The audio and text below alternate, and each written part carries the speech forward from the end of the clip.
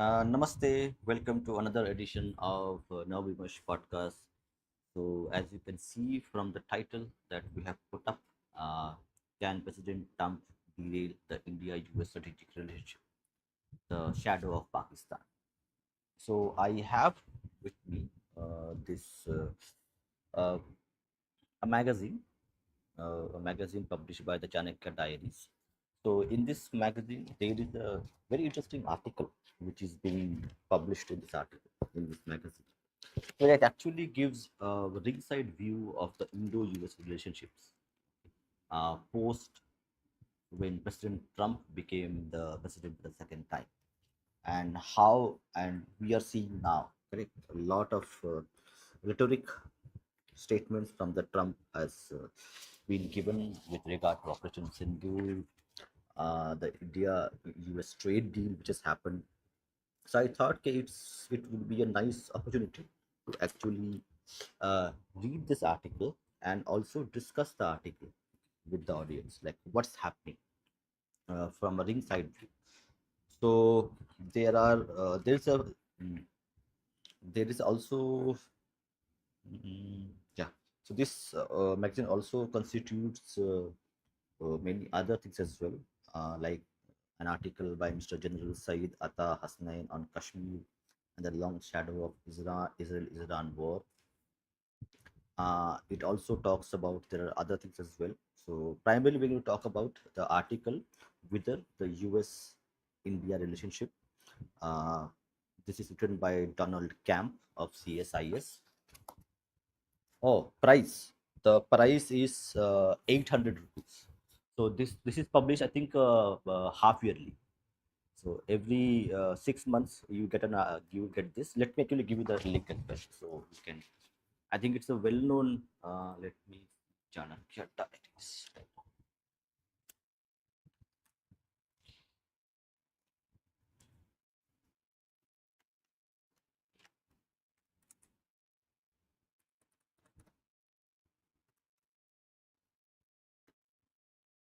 Oh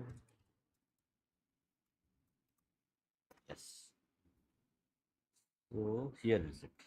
It is available also in Amazon, so you can order this from Amazon as well. Let me give you the show you where you can get it, and also I'll share the link as well for the audience. Also, it will there on the pinned comment in the podcast as well.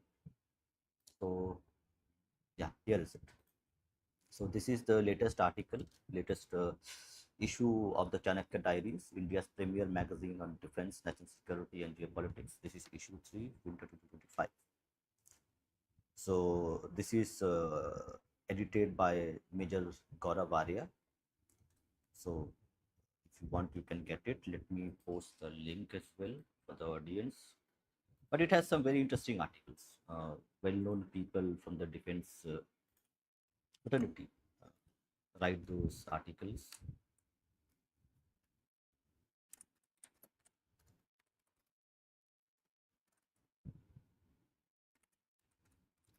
I'll going to now start reading the article, and people who want to join us, okay, discuss this, you can come and join. So if you are a member of the channel, then you will be able to come and talk to us as well, discuss the things. So I'll post the link just right now for the members. So if you want to come and talk to us, share your points of view on the Indo-US relationship and the article that we're going to read, feel free to do that.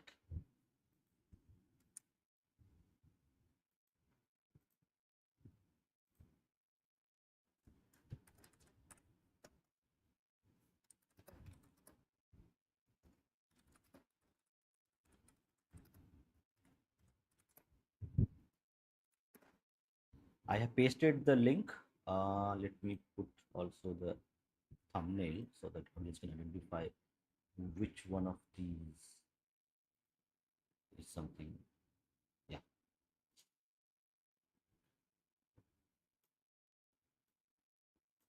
yeah.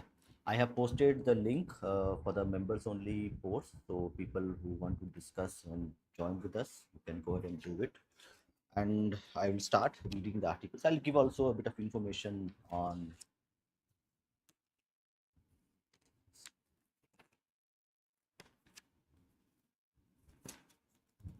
Yeah, so I'm going to read.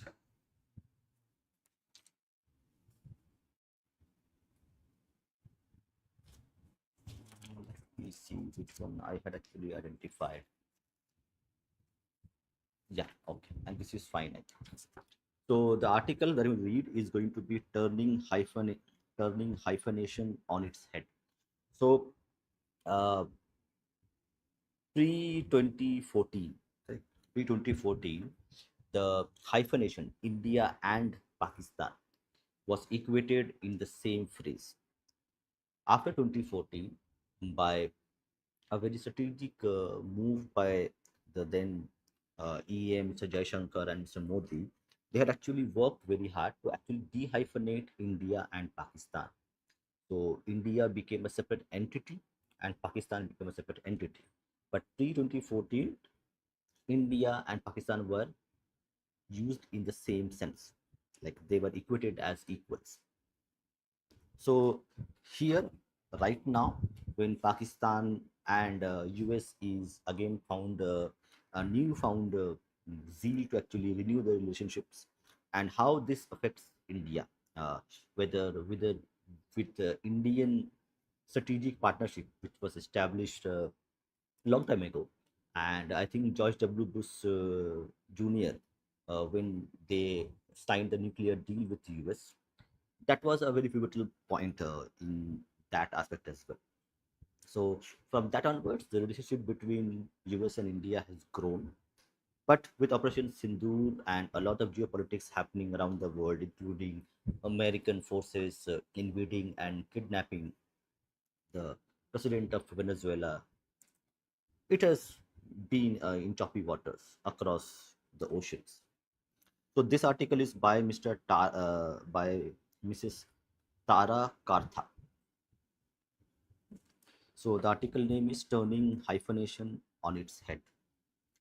The US India Pakistan hyphenation has re emerged after Operation Sindoor as Washington's crisis diplomacy and renewed engagement with Rawalpindi blur distinction between the region's strongest economy and its unstable neighbor. India can favorably tweak this hyphenation only by leveraging economic strength, driving regional connectivity, boosting self sufficiency, and ensuring the US sees it as an indispensable strategic and trade partner. Yes, Vio. Yes. So it's a very interesting topic, and also I got the article, so I thought, okay, let's read it. Never has the India, never has the India-Pakistan hyphenation seemed more stark. With the announcement of Sergio Gore as the ambassador to India and special envoy to South and Central Asia, it seems India and Pakistan have been melded together, which was demelded by.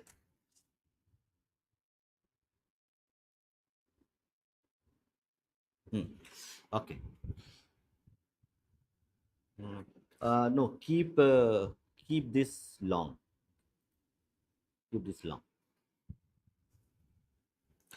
Uh, it seems India and Pakistan have been melded together, which was unmelded by the foreign policy initiatives 2014. Yes. Ah, okay, okay, fine. It is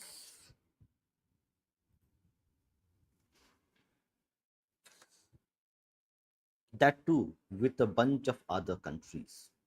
Most commentators in India are seeing as as another instance of Trump's heavy-handed dealing, while a few see it as an opportunity to deal with the president's inner circle. Preceding this was a series of events that greatly troubled Indians, as it seemed. The US president was determined to club India with its unstable neighbor, the one slated to be the third largest economy soon, while the other slides deeper into debt.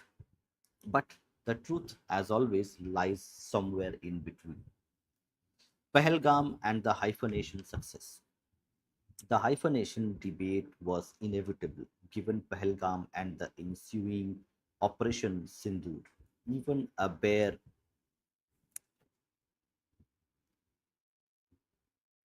Yes, Munshi, you have something to say. Oh, nothing, nothing. I just joined in. I'm just like trying to see what you're doing. Okay.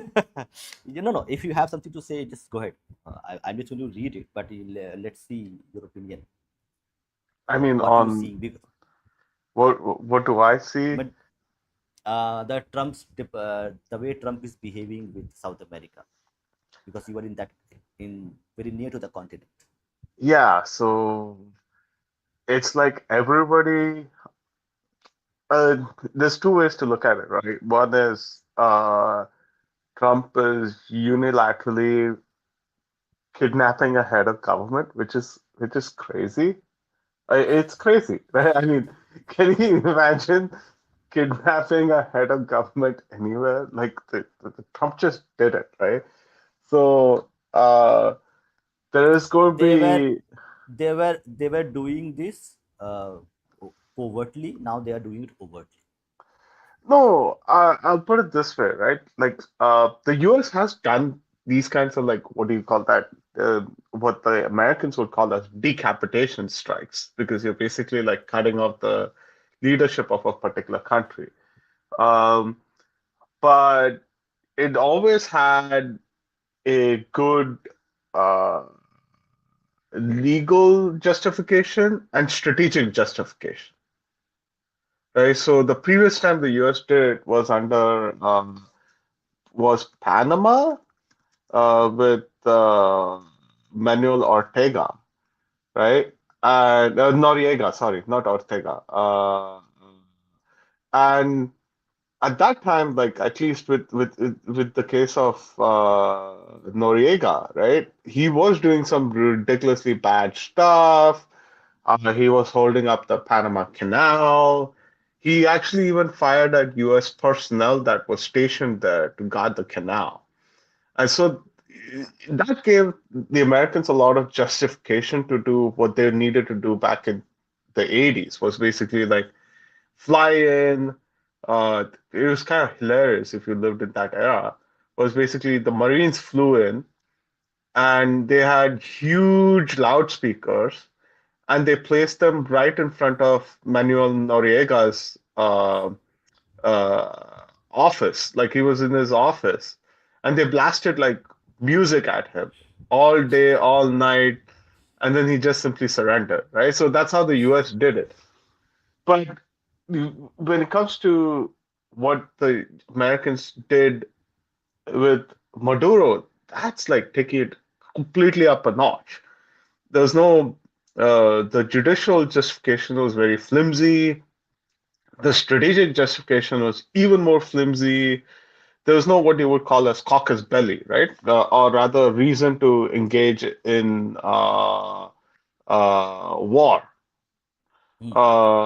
or justification for war, or justification for any kind of operation. He just simply did it at the whims of the president. So it's it's unprecedented in quite several ways. But when it comes to Western reactions, it's expected. Like uh, European leaders basically said, "Oh, we're looking into legality, but Maduro is a bad guy," right? Like it's like they've completely capitulated. Like whereas they were lecturing the rest of the world about like rule of law, international law, what Putin's doing is bad. Here they're unable to even like show some spine, right? I think I find that quite interesting because the next thing that Trump um, actually said after he got Maduro was basically Greenland, Greenland, Greenland. So it's Trump going to capture Greenland? Are Europeans basically going to be like, we're still examining, monitoring the situation, examining the legality of it? Or are they going to show it's fine? So it's uh, there's going to be second, third, fourth order effects of this, and none of it is going to be in the favor of anybody in the West. That's my take, actually. Yeah, but see, US is a declining power. We all know that US is going to decline. China is already is a world power. India will be there pretty soon. So we are practically living in a multipolar world.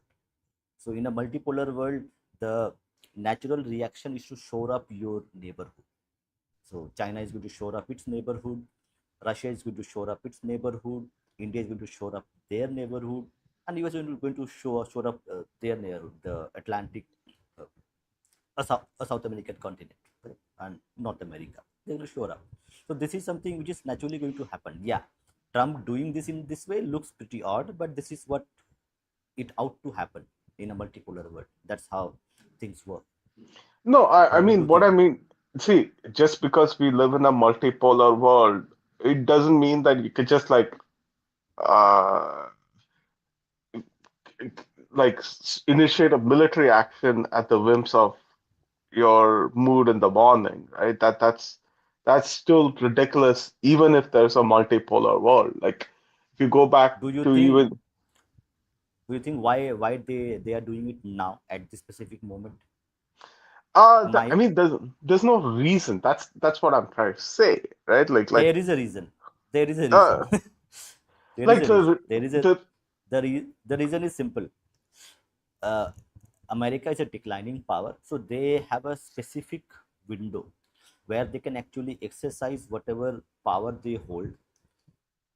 The more they wait, the more they are going to get the window shortage, and they less they can do.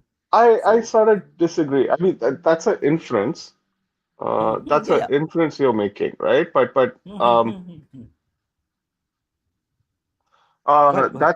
that's an inference we are making. But the thing with uh, um, the thing is that it is really not like that, right? Like the Americans basically say that we sh like internally, if you look at the debates within the U.S., they probably say that this is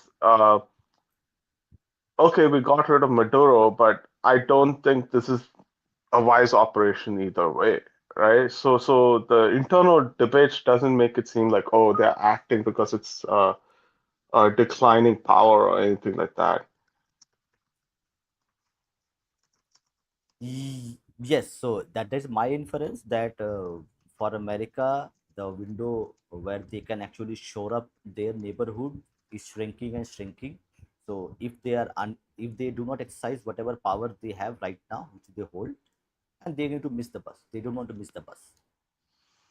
And you No, also I still I'm not a I still don't see it that way, right? Like I mean, in the sense like let's put it this way.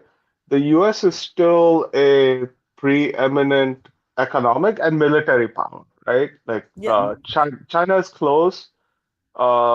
China doesn't have the military power projection capability, right? Mhm. Uh, at best, China can hold the US back in South China Sea, right? So it still can't project outwards. This is, and after each and every action the US takes, this becomes much more evident, right? Even Russia is able to project power outwards, like outside its own borders, but China is not able to do that. So, I'll hold you there. So hmm. the US military power is primarily because of its economic might, the dollar. Um, no, because they have consistently um, poured money into their military, right? Now, that doesn't mean the US hasn't made mistakes. I think, No, no, especially right they will make now, mistakes. I am What I am saying is that US is a military power, is an outcome of their economic might and the dollar as a reserve currency? Uh, well, not really. It's more to do with their treaty and alliance agreements, right? So um, the American alliance networks gives the U.S. military a kind of scale that no other power has, right? Hmm. So How uh, how so? how do Let you me. finance 800 military bases without the dollar being the reserve currency? Oh, you get other countries to do it, right? So South Korea, Japan, they pay for their for U.S. military presence there. It's not a small chunk of money that they're paying for, right? So some of the operational costs have been taken up by the alliance network itself. The U.S. has to do a lot more heavy lifting in other domains, but the base costs and everything else is already taken care of by treaty and alliance obligations. So, and US allies does provide US a certain amount of scale, right? So, for example, um, take the American nuclear weapons arsenal, right? It's like about 2,000 or something like that. For a country like America, that's way too many nuclear weapons. If you only look at the US in isolation, but if you consider, say, how the US extends its nuclear umbrella, it's actually like it makes sense. It makes sense to have 2,000 nuclear weapons because the US has to use its stockpile, a portion of its stockpile, to protect North Korea, protect Japan, to protect, say, Germany. If each of these countries were had their own nuclear stockpiles, they'd be sitting around 400 nukes each, right? But the US actually absorbs that for them, but it also gives them a cost advantage, right? Because now uh, it becomes much more cheaper to run their nuclear weapons program. So, in some sense, you could basically say is the alliance network gives them the scale that they need, right? Like a US that was solely focused on just US security would probably find a 300 ship navy quite unaffordable, right? It would end up like the UK. So the the US alliance system actually does help it provide US military a lot of scale. China doesn't have that. India has an opportunity to build that kind of system. Uh, and as long as the US keeps abusing its alliance networks, its uh, path to relative decline is actually set in stone. Right? See, this is all relative either way. Uh, in the sense that um, you can't the US advantage in, say, naval ships, aircraft, satellite infrastructure, military infrastructure in general, is not going away anywhere, right? Not for 15 years, not for 20 years, at least. No, no. See, that's what I'm saying. That in a multipolar world, correct? Uh, US is going to shore up its neighborhood, so that and they need to do it now, because now there would not like if US had done this, let's say 10 years after, let's say right now is 2026, in 2036 US had done this. Yes, US would not be able to do this because first of all, the dollar as a reserve currency would have declined drastically, so it will not have that draw that power. And second is that because it already would have been a multipolar world, so there would be too many things at stake for US to do this. So whatever Um, shenanigans that US wants to do, they will do it now, because the time window is that's my inference. So like you can disagree with me, that's absolutely fine. I don't think so, right? I mean, it's like the US has, in this particular region, the US has always had a history. Going Hmm, back hmm, to hmm. before the dollar was even a reserve currency. So, the term Yeah, banana republic, hmm, hmm, hmm. the term banana republic was coined at a time when the US was not even a reserve currency. It was it was not even considered a major power, right? Mm. So no matter even if you take away the reserve currency status of the U.S., they would still be able to have exercise some level of dominance in the entire region, just given its size. So I'm not, uh, and this is why I don't buy that reserve currency uh, Yeah, argument. because if But okay, I will however, add Rishabh into this. I will add hmm, Rishabh. Rishabh, you have something to say. Yeah, sure, sure. If Shastri Munshi Dada needs to finish his point, I can jump in after that. Huh? okay, I mean, I can buy the opportunity argument. Oh yeah, there's Mm. some vacuum there. This is the opportunity to do it. Sure, but I don't. Um, in when I what I'm trying to say is that I don't think the Americans have thought this through. Right? Typically, when they try to come up with when the Americans try to be more opportunistic, uh, they tend to think at least a little bit, a couple of steps ahead, right? I mean, even in case of say Iraq and Afghanistan, they at least had a plan. It didn't work. That's a different issue. But they at least thought things through a little bit further than just like, oh, we'll just invade, we'll decapitate, and then we'll move away, right? So that's the huge difference here. So Okay, okay, so why they so are doing this? Yeah, yeah. So before you come, so just for the mhm. also for the audience to actually ponder over why the US establishment. I'm not talking about Donald Trump. Donald Trump is not establishment. I'm talking about State Department. I'm talking about Defense, DoD. Why these two, State Department and DoD, are unable to actually rein in a non-establishment guy? Go ahead, Rishabh. Yeah, thanks, Dada. I don't think uh, they were not aligned with Donald Trump on this particular thing. The way that this entire operation was carried out. I mean, it's not they weren't picking up an Osama bin Laden non-stick actor over here. It was the president of that country. It is very hard to think about a scenario where either A, there was some sort of a deal done with Maduro himself, or B, there was a deal done with quite a few people very senior in the country who wanted to get Venezuelan oil back into the global markets. I mean, people forget that Venezuela has been going through an unbelievable economic crisis, hyperinflation, a lot of problems as well. So, Rishabh, um, Rishabh, mhm, just one, just I'll add one specific data that will help to actually understand the topic more. Venezuela mhm. was selling its oil to China on yuan, the Chinese currency, not on USD. Yeah, So keep that data in mind and then go ahead.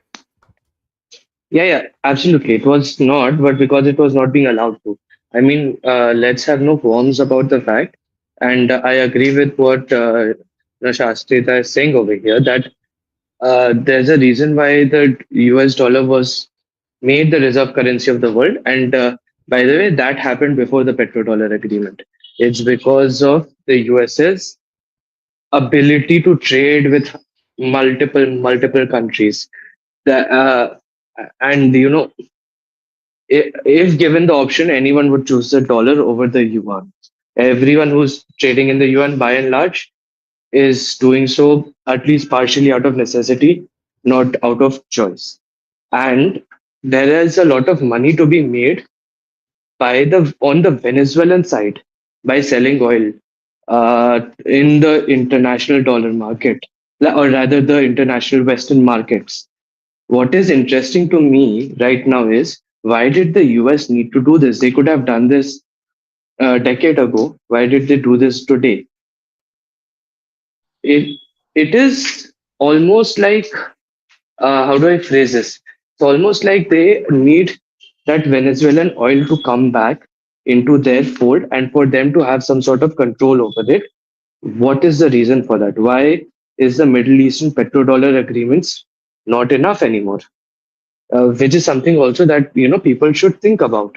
It's a very interesting time. And of course, Monroe Doctrine and all of that is fine, but like, then why haven't they tried anything with Cuba since the Bay of Pigs thing? Okay, Cuba is a separate case. It's a very interesting thing. Like after Bay of Pigs, they also did not try to, if they were not aligned with the US, sure, but they were not trying to align too much with an enemy of the US beyond a point as well. But be that as it may, uh, I think it has far. One thing I agree with, that this is a sign of US economic decline. It's a act of desperation, because you take out your sticks when the carrots stop working. And this is exactly what has happened over here. It is a signal, but it is also a sign of a society that is really trying to keep its primacy amongst, its prima inter pares situation, by any means necessary. And it's definitely going to now be a darker chapter in the next decade or so, of the global story, now that the floodgates have been opened by the global policeman, which is not a good sign for any country, be it a friend of the US, an enemy of the US, or the US itself. I mean, as unlikely as it may sound, what happens if tomorrow China tries something like this with Taiwan? I mean, I'm sure that question has crossed everyone's minds. The floodgates for that have been opened now. This Uh, was not a Gaddafi like character. well, I Shastri, again, I disagree in a lot of different ways, right? I mean, it's attractive to adopt a more speculative lens, but like looking at this administration up close, the explanation is rather simpler. Uh, but Mhm, let me come to that a little bit later, right? So, on the China side, I don't think this impacts anything to do with China and Taiwan. China specifically made the argument saying that international law does not apply to Taiwan. Taiwan is primarily a domestic issue. So, if you think that unilateral action in Venezuela is going to be is going to provide more caucus belly to China. I think you're mistaken there. They don't see that in that manner at all. Like um, China for decades has basically claimed that Taiwan is an internal issue. mhm, So I don't think that argument holds true. The other thing is, I think, um, is is one is institutional um, opportunism, right? So mhm, Venezuela has always been sort of like a U.S. national security thought, right? Like it has always been in their sort of like fantasy within U.S. NACSEC circles to do something about Venezuela, to do something about Latin America, right? Now you have mhm. a president that's kind of more uh, giving it a little bit more year, right? Is willing to do something about it, and the institutional hawks are just coming out of the woodwork and basically saying, "Hey, Mr. President, why don't we do this? Mr. President, why don't we do that?" And Trump being Mhm. Trump, uh, and him being very impulsive, just says, "Yes, let's do this, let's do that." So. Uh, it has more to do with that than this is some kind of like grand speculative messaging and philosophy and all that. Like these guys, um, I would say they are very poor operators of the US government.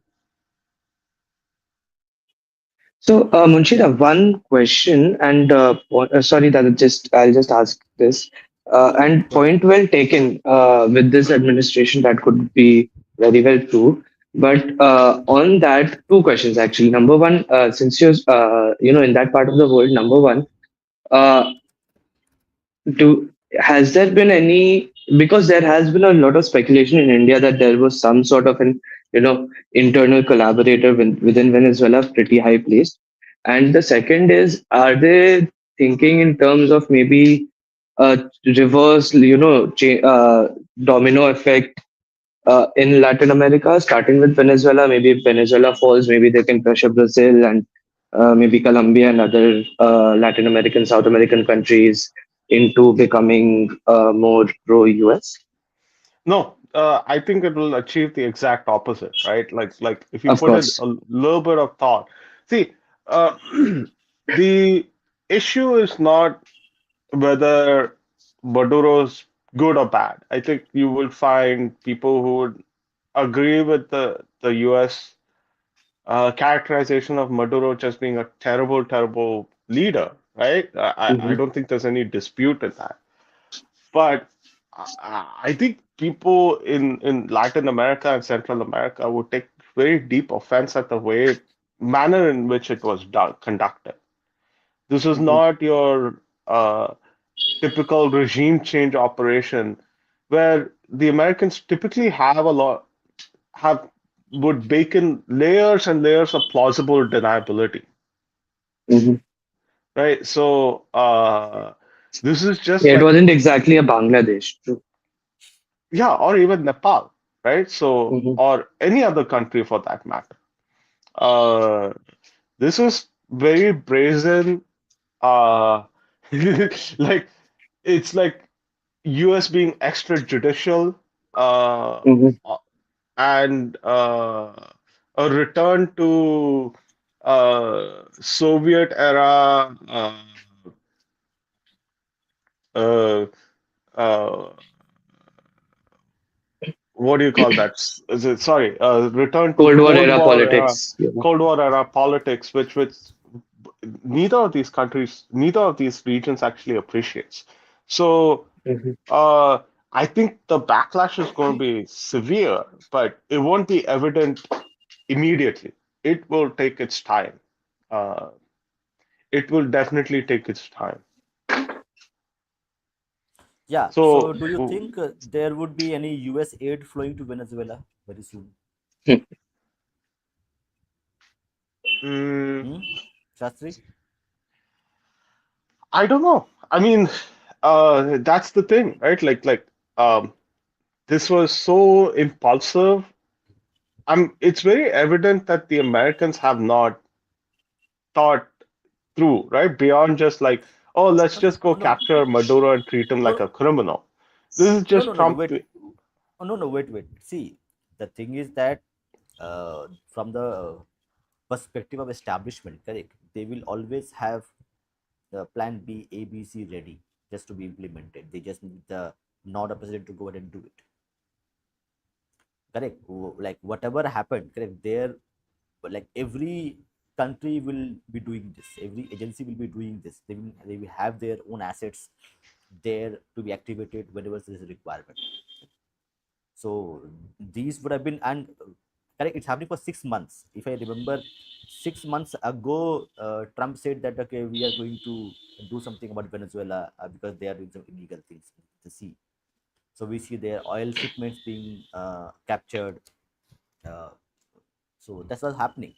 So this was already in the pipeline 6 months ago. It is not something which they have.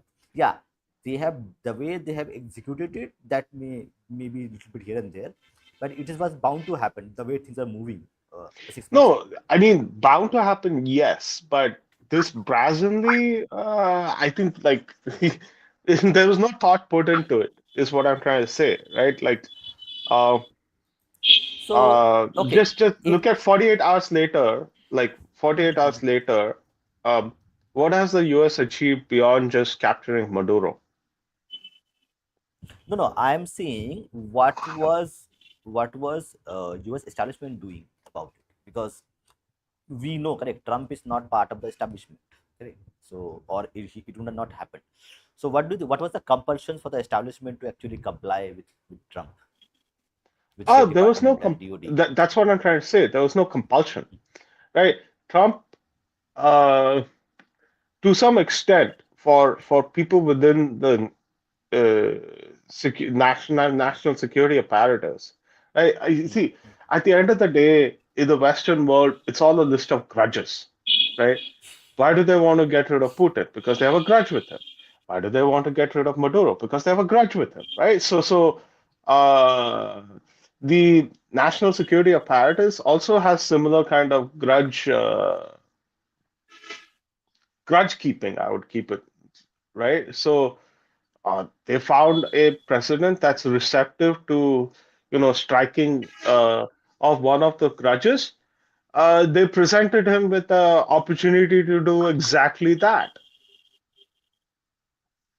Right? So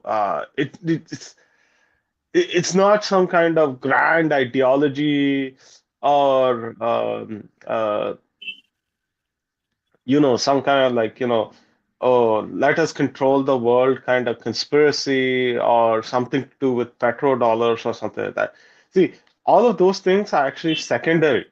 That's the point I'm trying to make. It's just that nobody in DC loved Maduro.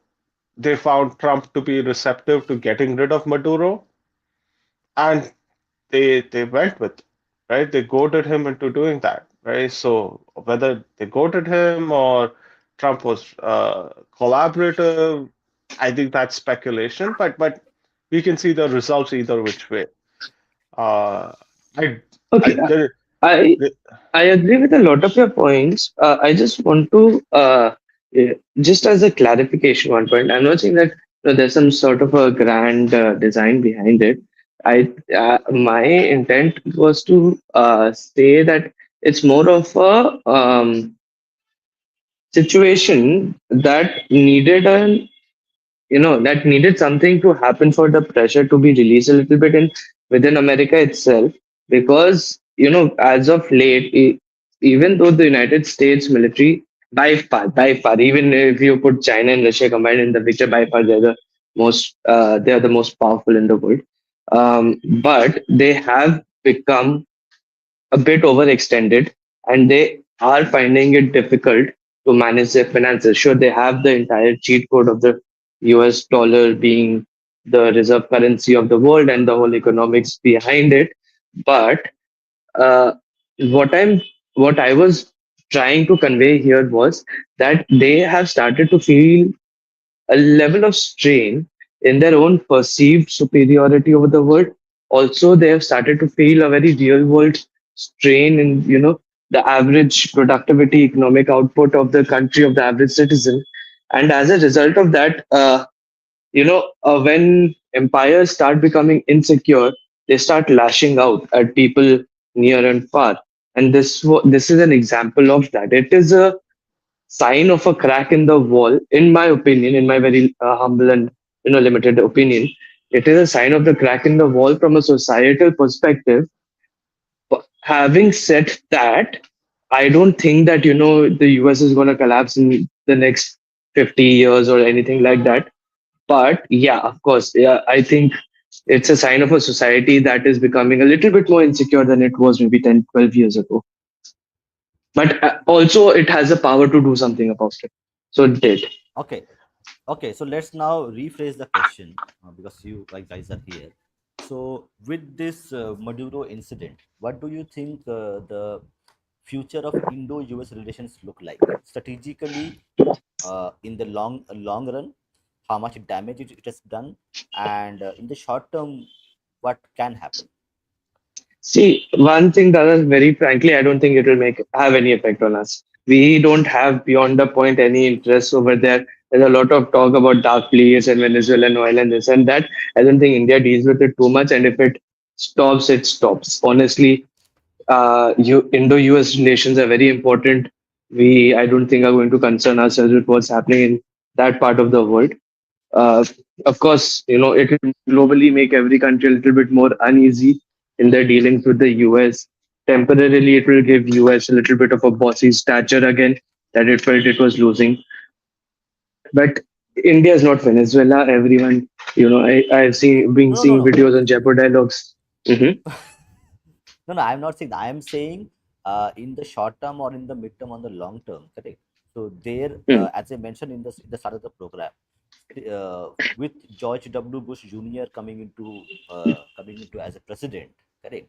And when the nuclear deal was signed between US and India, that ushered a new strategic level cooperation between India and USA over a long term, and that strategic level cooperation has grown and grown.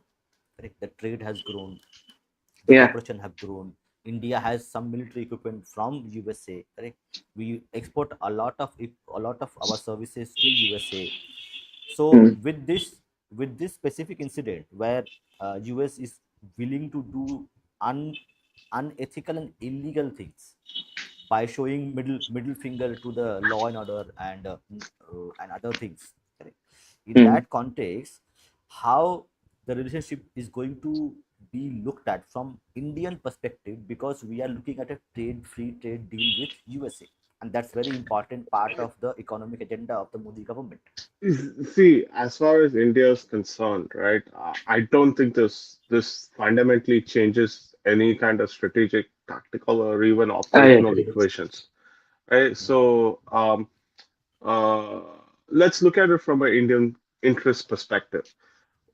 What US action might actually do is this is all just second order impact, not first order impacts.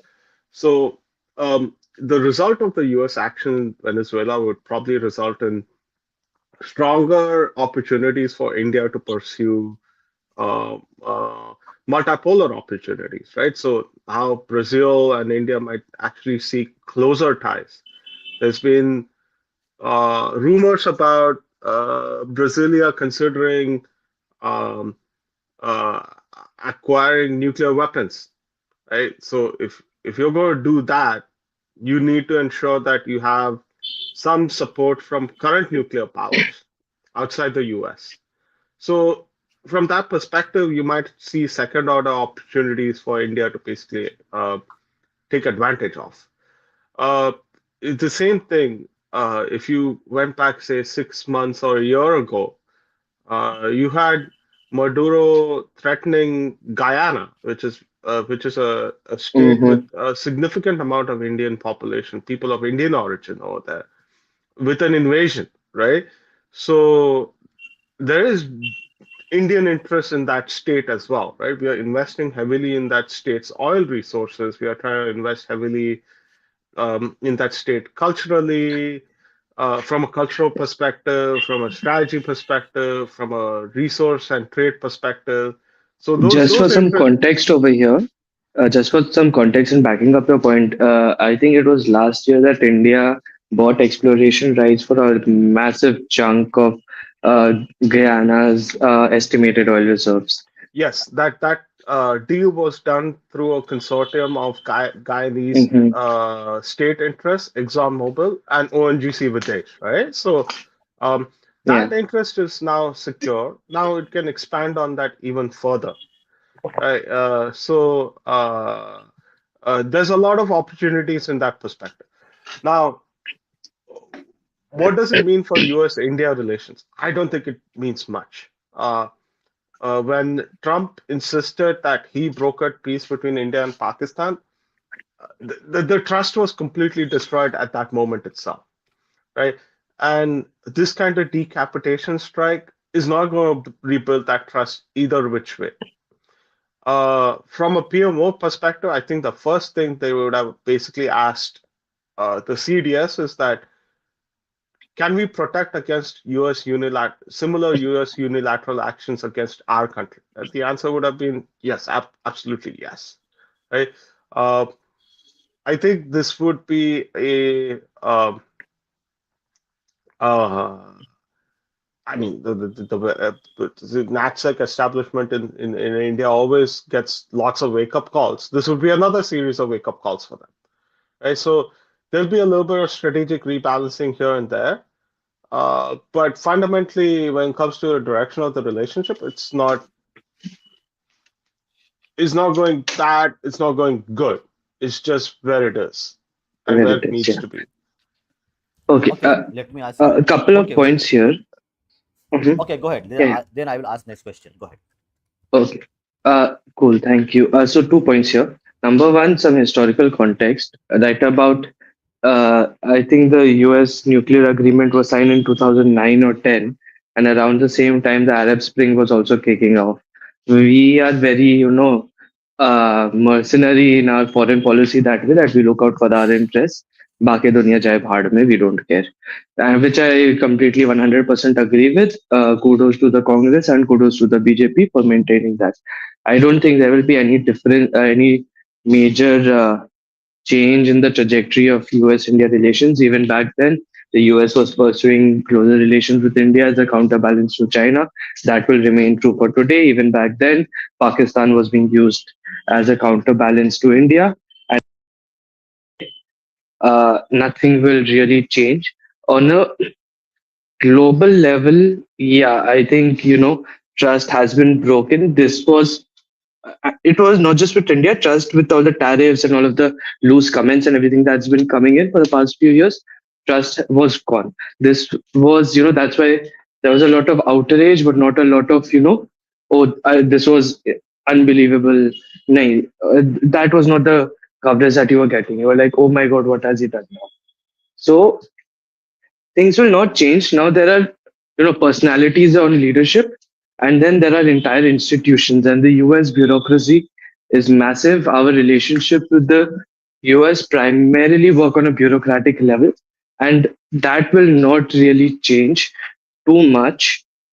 The trajectory will be what it is. From India's perspective, you know, a China and a Russia, which are a little bit thrown off balance by what happened, which are a little bit more, unsure, is good for India because then, Russia gets some leverage over China, and China wants to get closer to India, maybe to counterbalance a little bit against the US.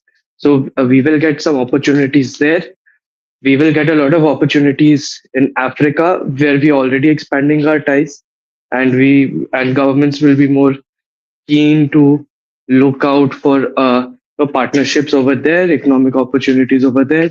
Latin America, yeah, sure, we could have something here or there, but by and large, Indian diplomacy in Latin America has not been very great. So I'm cautiously optimistic. Maybe things change, maybe don't. I don't know. We also need to recognize, that we are at the end of the day, we may be bigger than Japan, but a huge chunk of our economy goes in, our own people's pockets, not in soft banks' pockets like Japan. So, how much of that translates into a global outreach is yet to be seen. And, anyways, that is a more of a medium to long term thing. People forget we've just become a $4 trillion economy. Japan has been a $4 trillion economy for probably decades now. So it's not just that you've reached that level. It's also the depth of the impact that you can have at that level. If you're earning say 10 lakhs a year and you've just started earning it. Sorry, your pockets will not be as deep as someone who's been earning 10 lakhs for the past 20 years. You may exceed that person's income in the next 15 years, but that person, or maybe next 5 years, but that person's bank balance is still going to be much deeper than yours. So we still need to build all of that up. We have a long way to go. It will probably be beneficial for us in the Asia Pacific, Indo Pacific context, in a little bit of the East African coast context. But beyond that, it will be business as usual in our end of the world. Acha, Dada, I have to drop off for a bit. I will be back, but great discussion. Hope it keeps going. See you. Yeah, thank you, thank you. Uh, yeah, Munshi, just one more thing. Uh, with the kind of engagement that Venezuela and Venezuela especially and South American countries had with China for a long time, and now US with this action is saying to Chinese, okay, this is my backyard, just move away. Is that a message to Chinese activities in the South American continent? The Americans can try to give whatever message they want, right? It's still up to Beijing. Still exercises a level of agency. Every major power exercises a level of agency. Uh, what message is Beijing going to accept is the question. Uh, It's not at the end of the day. Is it going to deter Beijing from establishing more economic ties in the region? I doubt that. I certainly doubt that. Is it going to deter Beijing from pursuing strategic interests in the region? I also No, doubt that. I would I okay. Let me add one caveat here. So when the US is saying to Beijing, see, US would have told China that okay in their diplomatic engagements that this is my backyard. You do not make too many inroads here. We will take care of this. I mean, the What I'm president himself made that public, right? When he basically said, "This is our backyard," right? So I think the message is out and clear. I- Is Mhm. it going to achieve any kind of deterrent effect with China or any other major power? I certainly doubt. I certainly What doubt I that. wanted to what I wanted to ask is like or take your opinion is I am specifically like thinking into the weapon sales which China was doing with these countries that may have like because correct that is that changes the strategic balance. Economic things okay still you can manage it. Once the Chinese weapons start flowing into the South American continent, then it changes the overall strategic balance of the region. So maybe US is telling I had enough. This is what I will do. Keep away as a kind of Uh, showing a middle finger. I mean, it's still early days, so I don't think Chinese weapon sales have even tilted the balance against the Americans in any shape, way, or form, either which way. Uh, in South America, their preferred weapon supplier are Europeans, not Chinese, and it hasn't changed dramatically. Um, I which I think that presents a very interesting perspective, right? Is it going to deter China? Probably not. Um, is it going to make the Americans a more hegemonic power in the region? I have my doubts, right? But hegemony is also something that you see in hindsight, so you can't predict whether your current actions will lead to hegemonic consequences, to a hegemonic outcome or not. So I still think um, I can certainly definitely with some high degree of confidence definitely say that the US acted very impulsively. They have not thought things through, right? Other powers are not going to do the same thing. Okay, so let me ask you one more question because you track a bit of national security issues. So, is this incident which has happened with Maduro, is this going to be a kind of a like a, how would I say uh, a very significant data point to actually reorient the Indian foreign policy while dealing with America, or is it something already factored in from the back channels? Um, so I think whatever needs to be factored in has already been factored in May. Hmm. Yeah, but correct. Like saying I will do something and kidnapping a president of a country. Okay, correct. That's a paradigm shift in terms of the way the posturing works. Correct. You do posturing as a kind of a signaling. Now it has gone from signal to actually implementation and culmination. So I that's mean, a paradigm shift in terms of the way the foreign policy and diplomacy works. then I think the biggest posturing that you can see is India's investments in more missiles and anti-air systems, right? And it's not coming from Americans; it's coming from Israelis and Russians. So if you want to, I'll put it this way: did government of India make those purchases specifically because of Venezuela? I don't think so. But can you derive that conclusion from their purchases? Sure, you can. Anybody can. Um, see, come on, man. I think whatever calculus that New Delhi or whatever posturing that New Delhi calculus that New Delhi needs to make with respect to Venezuela has already been done in May, post Operation Sindoor, right?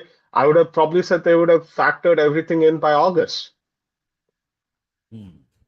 So there is not, you don't need to change.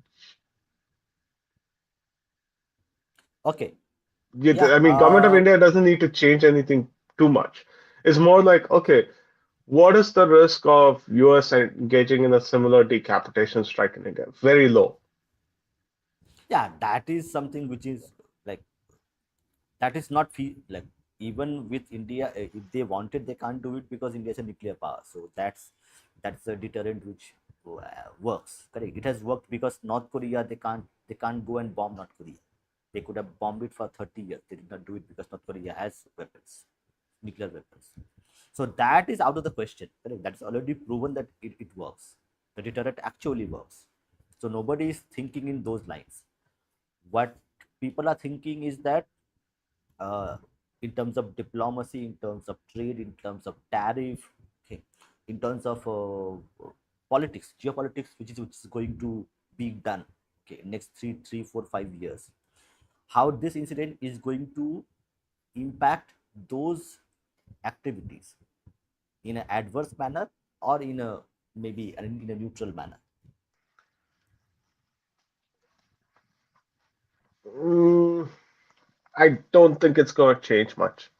Uh, I think if at all anything else, it just opens up more opportunities for India. I'm pretty sure MEA must, if they're not pursuing these opportunities, then they're doing a big mistake, right? Like, seriously, like the US is opening up opportunities. Uh, we just don't have the right analysts looking at those opportunities and presenting them to government of India. Like this is the argument that I keep making from time to time. Any analyst from any Indian think tank uh, has rarely made an argument saying that, hey, these actions open up opportunities in XYZ places. These are things that government of India should consider pursuing. These are leads government of India should consider pursuing. Uh, I think it would be wise for more analysts to start specializing in their region and start pursuing those leads and presenting those opportunities to government of India. Hmm.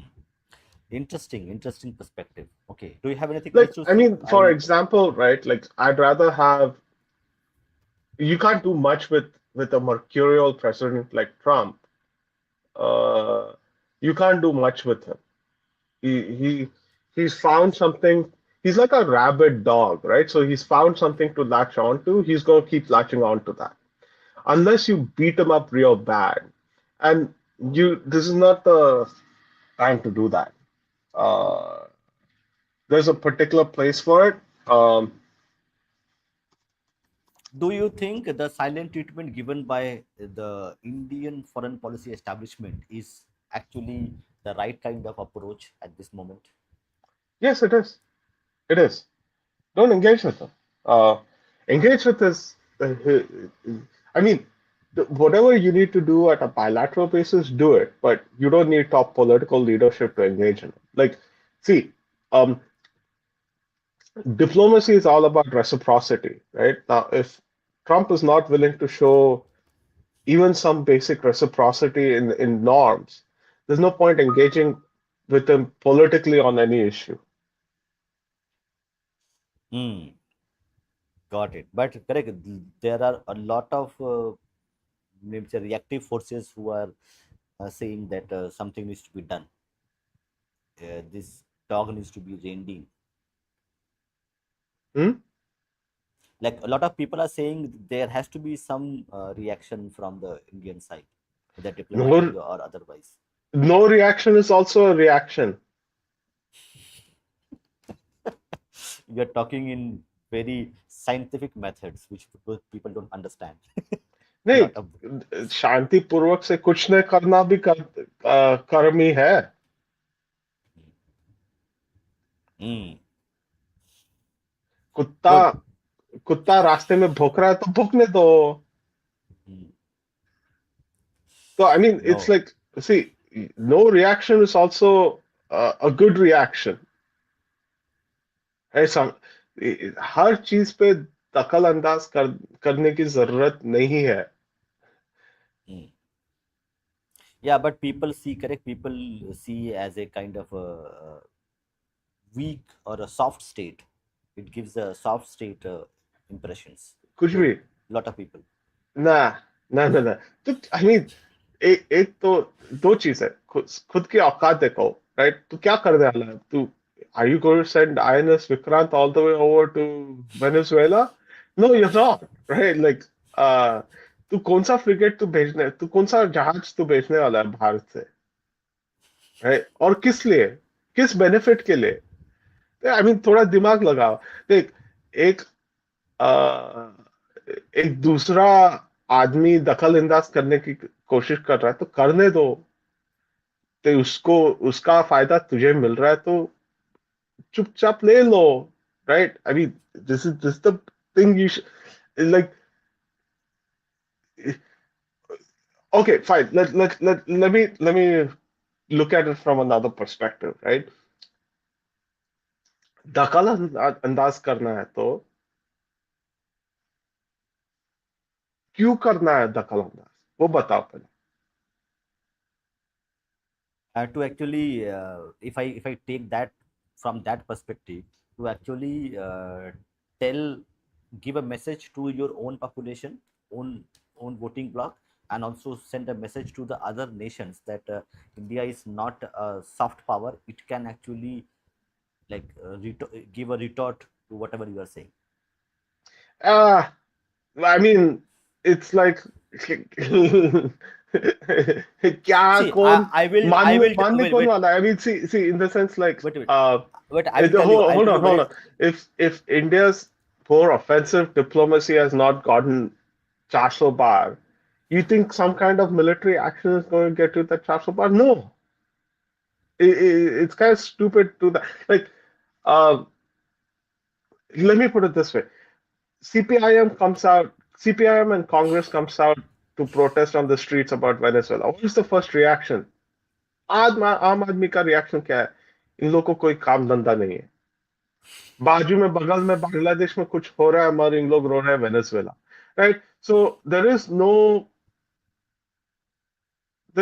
Benefit like from doing any action And now, if you do something with respect to Bangladesh, at least you can say that, okay, थोड़ा तो political फायदा तो मिल ही रहा है, कम से कम, That is the right? case.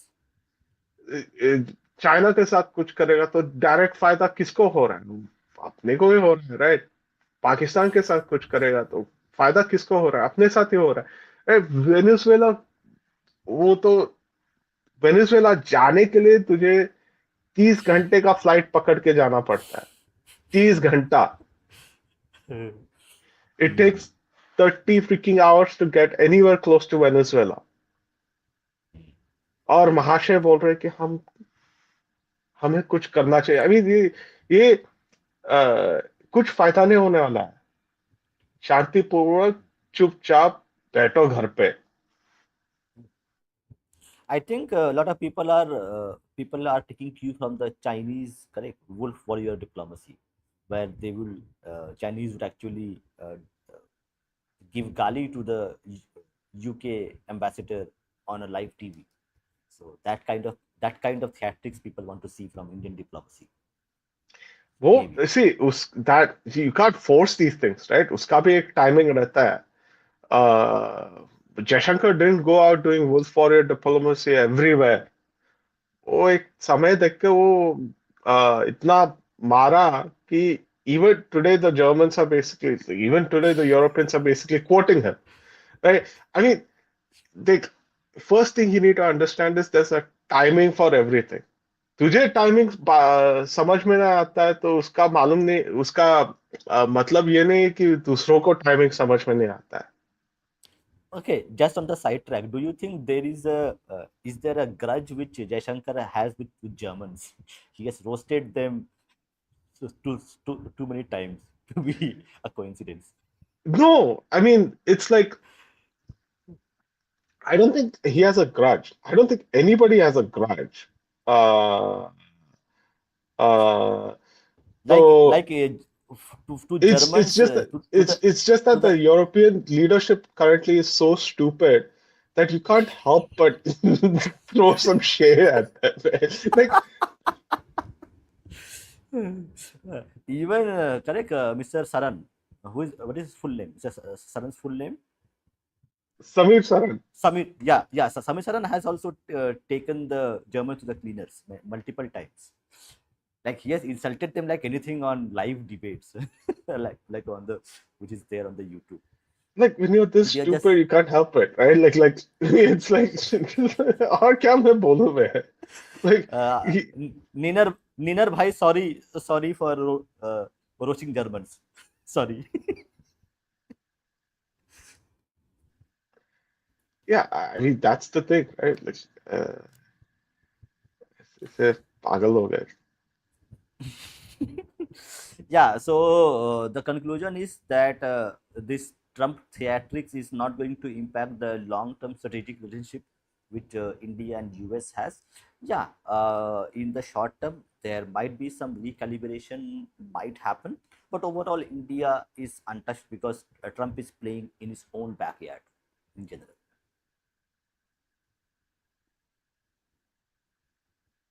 Correct, Munshi? Yeah, I mean, there's no benefit in India doing anything either way. Like that's what my serious take is. Cool. Do you have anything else to say? Like, I will try to read one article and then I have to catch a flight. Nope, nope, nope, nope, nope. Please proceed. Okay. Thank you. Thank you for your time. Really appreciate it.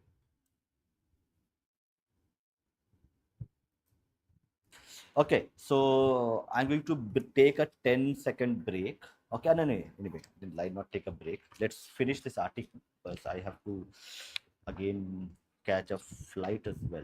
So let me see where we were. Yeah.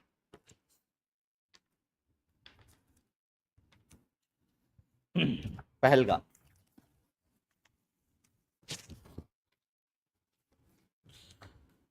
The hyphenation debate was inevitable given Pahalgam and the ensuing Operation Sindhu. Even a bare review of the timeline of events indicates that it was Pakistan's plan all along to escalate tensions, draw in the US, and then cry for mediation. That timeline includes the unusual rant of General Munir to a group of overseas Pakistanis 16th April, where he not only talked about Hindus and Muslims as being entirely different from each other, Kashmir as the jugular vein, and more on that vein, followed a week later by the Pahalgam attack, 22nd April. The dates are quite interesting.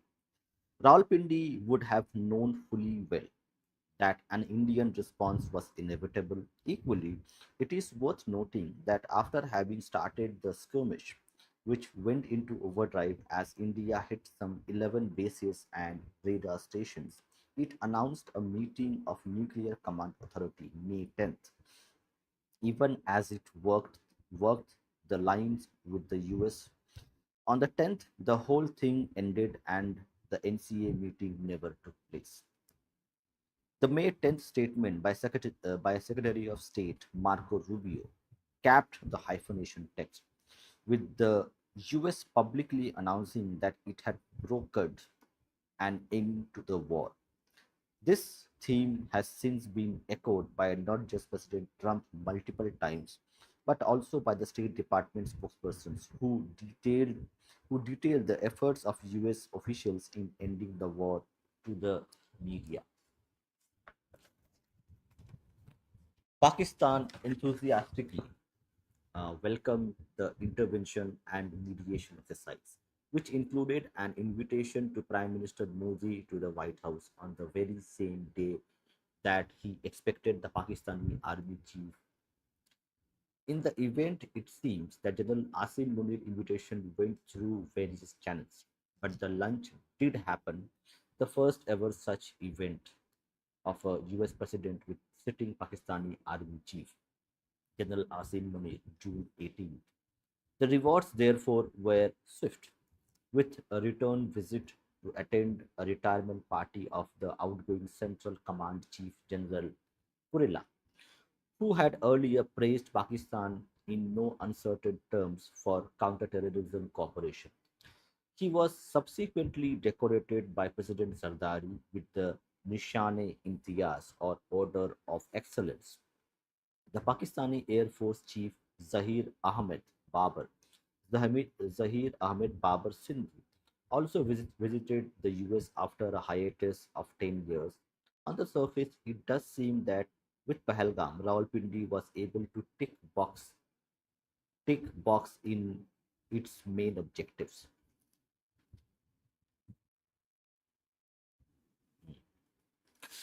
The rewards program, the rewards program, India versus Pakistan.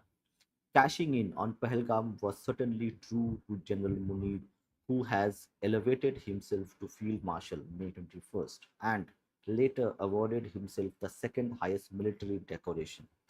But there were other issues of concern that showed that Pakistan had hit the ground running in terms of its historical role as a US proxy.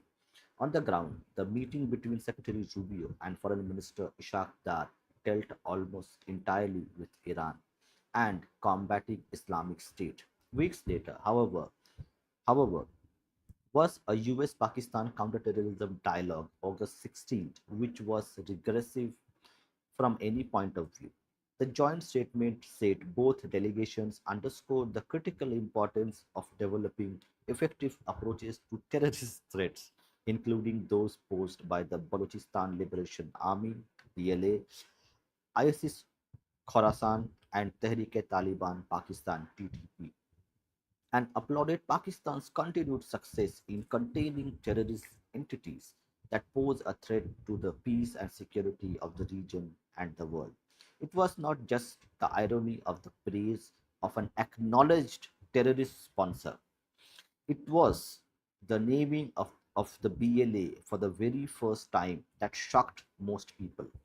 That was a box tick, ticked to entire satisfaction of Pakistan, as was the designation of the Majid Brigade as an ally of BLA, which is not. And though all of this could be linked to subsequent US interest in Balochistan, it could equally be deliberate US ploy to annoy India in another hyphenation exercise. That the US designated that the US designated the terrorist resistance front. Okay, that's interesting. That the US designated the terrorist resistant front in far greater detail, linking it to the Pahalgam attack, was an instance of Washington also playing to Delhi's interest and its own.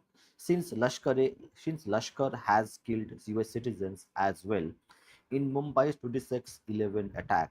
Further was the move by the Financial Action Task Force FATF report in July 2025, which for the first time discussed sponsorship of terrorism and funding patterns of groups involved in attacks in Pulwama and others, particularly the Lashkar-e-Toiba and Jaish-e-Mohammed. Those are far more important groups in Pakistan spreads spreads across financial institutions and also intelligence agencies. The PLA, on the other hand, was designated as a specially designated global terrorist organization in 2019. I don't know what exactly it means, but it looks humdrum name. Specially designated global terrorist organization in 2019, and nothing much has come of it. This time, this time round, however, the US could choose to support Pakistan with valuable technical intelligence. The institutional linkage. Consider then the institutional linkages with India.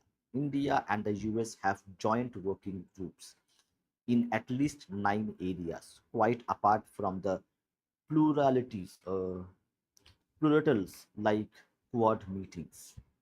These range from counterterrorism, defense, energy, civil space cooperation, education, and skill development, to innovation and civil space cooperation, along with multifarious other fields that emphasize the institutional ties that carry on quietly alongside the rhetoric. In fact, even as Operation Sindoor ended, the US India Joint Working Group on Aircraft Carrier Technology met under the overall auspices of the DTTI, Defense Technology and Trade Initiative, while in Hawaii, while in Hawaii, conducted a tabletop exercise of the Quad even as the conflict played out. In July, the Quad foreign ministers meetings was held that discussed the range of issues including critical minerals initiative, with the first meeting of the private sector in this respect. External Affairs Minister S. Jaishankar met Defense Secretary Pete Hegseth, who, while compressing appreciation on the integration of major US systems into Indian armed forces, spoke of several pending deals to be completed and tied that to the later signing of the new 10-year framework for the US India major defense partnership that seemed to be kind of a process driven.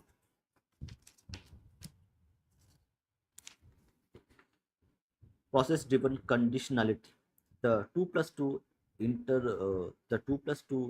intersectional dialogue was rather an unusually held virtually, bookmarking the new defense partnership as well as a range of activities under the US India Compact, catalyzing opportunities for military partnership, accelerated commerce, and technology for the 21st century and beyond. Meanwhile, the dates of Quad Summit are yet to be decided given the high decibel noises coming from the US side, which seems to pass for diplomacy.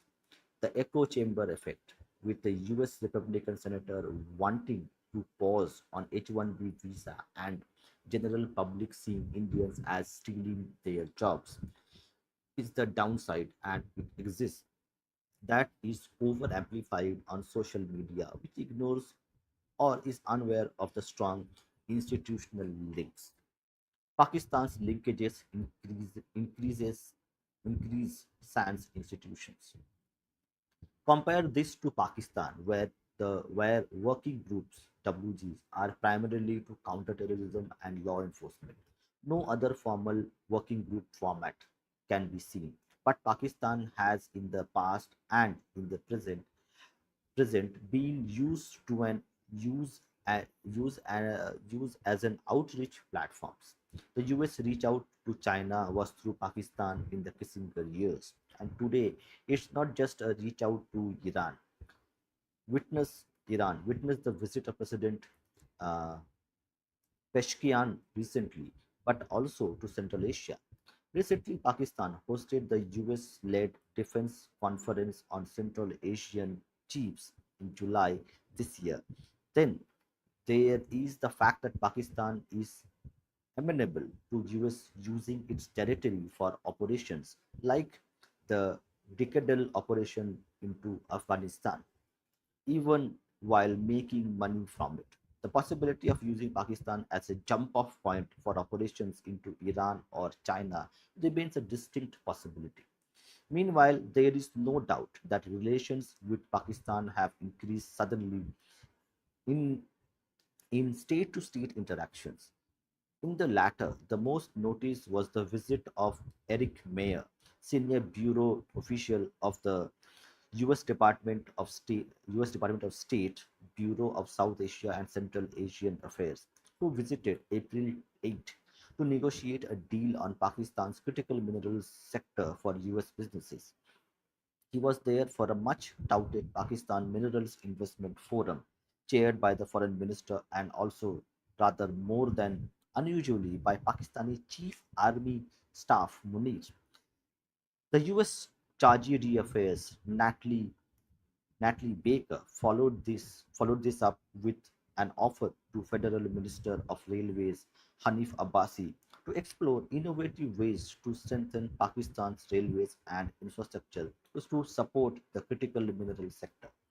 In July this year, Finance Minister Mohammad Aurangzeb met with US Commerce Secretary Howard Lutnick and US Trade Representative Ambassador Jamieson Greer, which finally led to the trade deal with 15% tariffs. But more importantly, the minister observed the US interest in minerals and mining, artificial intelligence, digital infrastructure, and cryptocurrency. Earlier, Pakistan Crypto Council (PCC) partnered with World Liberty Financial (WLF), a decentralized finance platform backed by US President Donald Trump. Pakistani sources quoted a press release from the finance ministry that said a WLF delegation comprising of Zachary Folkman and Chase Hero, Chase Hero and Chase Hero and Zachary Witkoff, the son of Trump's special envoy Steve Witkoff, has signed a landmark letter of intent with the PCC to accelerate blockchain innovation, stablecoin adoption, and decentralized finance integration across Pakistan. All this is quite a bit for a country that was off the map for years. But as of now, it's it isn't much. All that is seen in terms of financial assistance, for which Pakistan still remains in Chinese hands. Is the US is the US 397 million allocation for Pakistan's F-16s, which is a technical package for sustainment of US monitored counterterrorism efforts, who will ensure they are not used against India. Remember that since US aid has been shut down, Pakistan loses some US 845 million in aid, affecting some five key energy projects and other funding funding key to Pakistan's growth. The country has been one of the highest beneficiaries of US aid, consistent as most Pakistanis would say with how the country could position itself as vital to the US ambassador's large brief. The apparent ultimate such exercise seemed to be the naming of Sergio Gore as ambassador to India and special envoy to South and Central Asia. As special envoy, he would outrank the ambassador to Pakistan, hmm, who is yet to be appointed. Whether such an appointment will take place at all remains to be seen. If it doesn't, it means that the new ambassador will wield considerable power in the subcontinent. Gore's background as the most powerful man you have never heard of has been detailed elsewhere, but he is said to have covered the said to have coveted walking privilege to the president. Born in Tashkent and credited with responsibility for hiring some 4,000 Trump appointees, here is little doubt of his influence. But he ultimately will have to deal with Congress and Washington bureaucracy. In the latter, the key issue is that he will be presiding over Bureau of South and Central Asian Affairs, which oversees US relations with 11 other countries as well. Afghanistan, Bangladesh, Bhutan, Kazakhstan, Kyrgyzstan, Maldives, Nepal, Sri Lanka, Tajikistan, Turkmenistan, and Uzbekistan. The appointment of an Assistant Secretary of State remains vacant, with S. Paul Kapoor yet to be confirmed. The department is currently presided by a senior official who served as a professional staff member on the Senate Select Committee on Intelligence with then Vice Chairman Marco Rubio, and covered issues related to the Indo Pacific region. For a person characterized as knowing everybody by the Washington Post, he will choose an amenable official for the top post for the region. In Central Asia, a US thrust is towards getting its militaries together, as noted above, with Pakistan playing host, but more practically is in access to critical minerals. US interests in Bangladesh are already apparent in terms of a pushback against China. In both areas, there is a Pakistani helping hand. The Indo Pacific role, which is India's primary stake in US foreign policy, though not domestic policy, seem to be on hold for the time being. Beside is beside is the disquieting return to the term Asia Pacific by State Department spokesperson from time to time. Breaking the hyphenation. It is important to acknowledge that India's own social media and media ecosystem firmly hyphenates India and Pakistan, a phenomena that has returned in force after Pahalgam attack. Previously, for years, the media, which takes its cue from the government and bureaucracy, had ignored Pakistan almost entirely. It is necessary for the government to return publicly only to this pattern, even while keeping a sharp eye on Pakistan's many maneuvers, which are multiplying by the day. Second, it is vital to understand US priorities in terms of the region, including in terms of critical minerals, and work towards energizing our own uh, plurilaterals like the Central Asia Forum towards delivering a corridor for access to minerals, and add, add this to the IMAC, India Middle East Europe corridor. This is not just a connectivity route. It seeks to deliver on Middle East stability, a key US priority. An equal eye needs to be kept on the Russian-backed INSTC, International North-South Transport Corridor, with India's economic growth as the key factor in our international standing. These connectivity routes have to be prioritized equally. Indeed, it's the economy that provides the biggest difference and dehyphenator from Pakistan.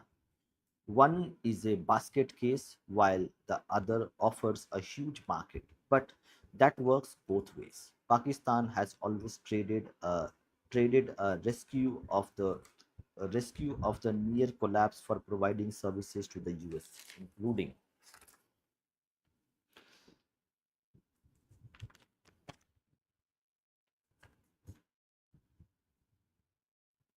including possible bases for covert operations, which are anathema to India. India has to protect its market, particularly in terms of agriculture, and therefore will inevitably have problems. Therefore, the key is not to just diversify markets, but also to integrate the region with India, outsourcing key industry requirements to neighbors. This requires a clear directive to industry, whose performance has so far been subpar with regard to innovation and R&D. India's gross expenditure on research and development is about 0.64% of GDP, way below the average of major countries like China. That is a key to Atmanirbharta and should also be a driver for engaging and, more importantly, sustaining ties with neighbors. Other countries will be motivated to resist the Pakistani influence only if there is a stake in for them. Conversely, industry ties to these countries will create a leverage that will encourage the US to deal through India rather than through Pakistan. In sum, if India's strength is its economy, then it should be its priority in foreign policy terms to both retain the US as a market and stretch our own benign influence as a preferred trade partner rather than the often mentioned security partner. Security follows in the wake of common interests, not the other way around. To resist and overturn hyphenation way ahead to its prior way ahead to prioritize economy over everything else, including politics. So this ends the article written by Dr. Tara Kartha. She is an author. She has spent 17 years at the National Security Council Secretariat, the apex of India's national security architecture. At the NCCS, she worked on terrorism and other security issues concerning the neighborhood and held special charge of National Security Advisor Board, among other responsibilities. She has authored the book Tools of Terror, Light Weapons and India Security. Pretty interesting article she has written. Good.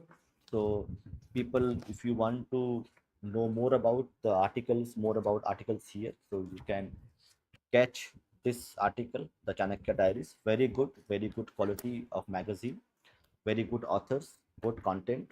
Okay, a lot of variety of content is there. So I would encourage people to go and purchase it if you want to. The link is there in the chat itself, so you can check. And also, I will put it there in the podcast as well later as a pinned comment. Anybody else wants to join? Let me just ask. I think there are not too many questions are here. Mm.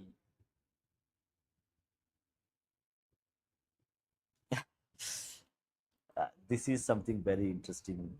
The Shastri has told.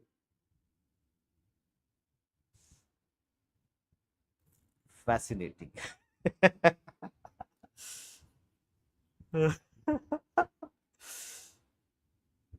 Absolutely fascinating. Okay. The link is there in the members only post for people who want to talk to us or discuss the topic. I'll wait for 5 minutes. Till then, I'll check the few comments. I can see there are a lot of comments which has gone, but not related to topic itself. But Munshi's comments are quite interesting.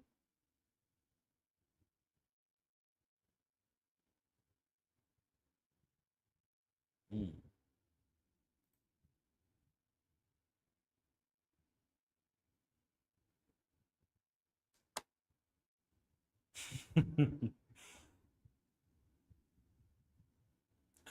Yeah, winner, Kadi Ninda.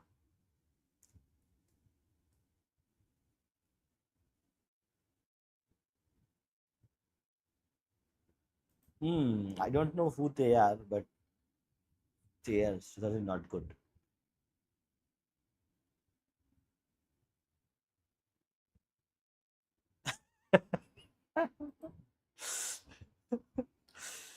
Uh, okay.